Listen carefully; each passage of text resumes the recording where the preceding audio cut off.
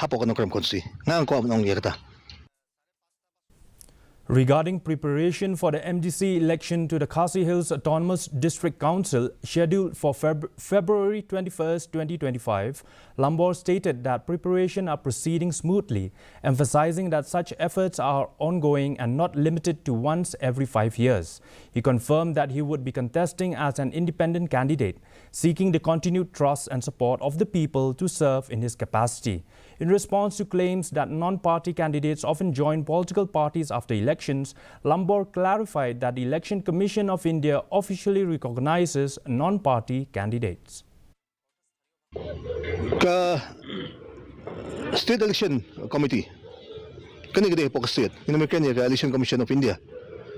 The Piken ru kandet the Piong bani ken chpang ka Election Commission of India ru kat ka Election Commission of India ru kanang itu you tahu candidate maroi u candidate independent ka Commission of India kalabul padigi Election Commission of India kalabul padigi symbol nam tajong ki independent tawo ka recognize kilo tinga so ba kani garanti ka banganga ya asoy demet bagi pajba kyong ya naka lenti ko mu katong simet kadi kita hi ka banga squad paso.